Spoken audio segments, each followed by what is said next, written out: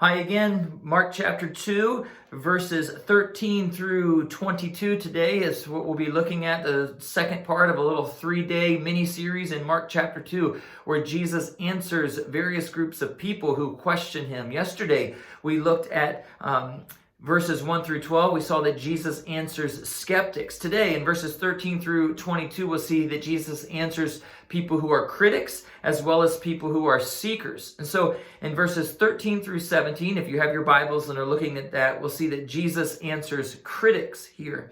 Verses 13 through 17 of Mark 2 is where Jesus calls Levi, the tax collector.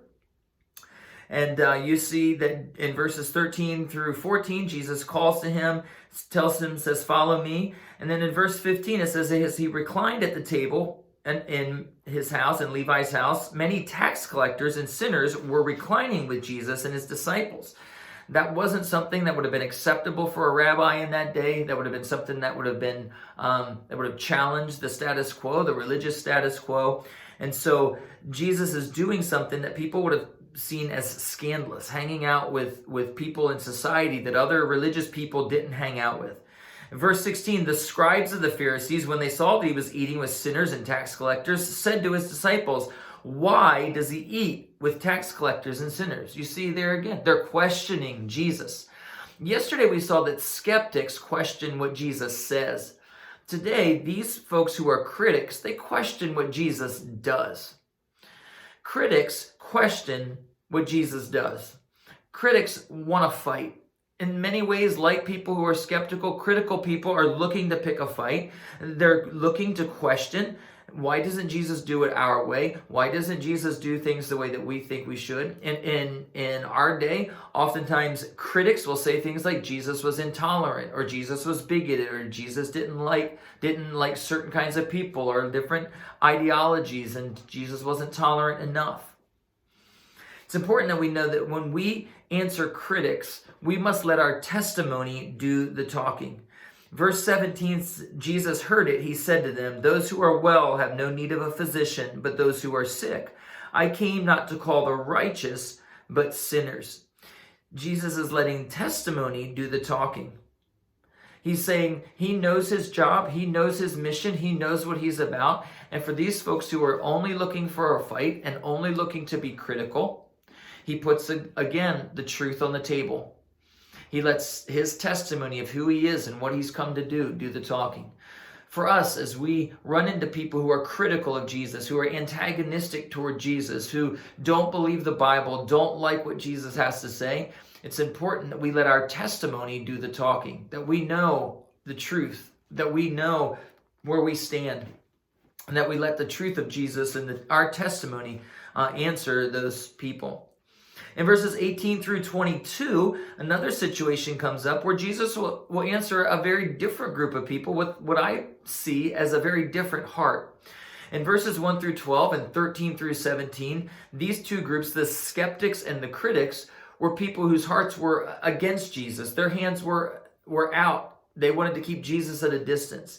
This next group seems to be a little bit different. In verse 18 through 22, we'll see how Jesus answers seekers. So in verses 18 and following, you'll see a group comes and says, "Why John's disciples and the Pharisees were fasting, but Jesus' disciples weren't fasting." And the question comes in verse 18, "Why do John's disciples and the disciples of the Pharisees fast, but your disciples do not fast?" Jesus answers them, and he gives them a parable and helps them to understand exactly why it is that his disciples are not fasting right at that point. As Jesus answers these people who are seeking, I want you to see that seekers, people who are seeking, are looking for legitimate answers. That they have lots of questions and lots of yeah buts, and maybe I don't understand, and I'm not sure about this, and they have lots of different questions, but their questions are legitimate. You see, Jesus in this passage doesn't blast them, doesn't get on them for asking the wrong kind of questions. He actually gives them a real answer.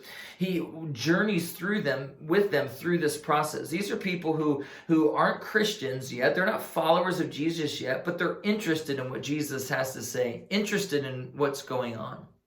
we'll run into many of those kind of people in our own day, in our own world. And I think it's important that rather than being offended by the questions of a seeker, that we're sensitive to the questions of seekers, that we journey through and with them and help them answer their questions. If you're a teenager and you're saying, man, I don't know how to answer that question, that's why a good pastor or youth pastor or another adult is that you can take your friend to and have them help you out. That's why that's important.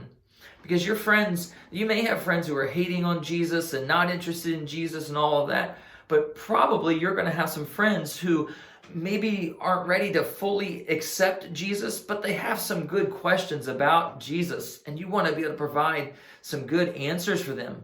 Never be afraid to say, I don't know, but also say, let's find out together, and walk with that person through finding the answers. It'll strengthen your faith, and it'll also help to strengthen their faith as well. So we've seen Jesus answer 3 groups of people: skeptics, critics, and seekers. And tomorrow we'll see him answer one more group of people from Mark chapter 2. Thank you.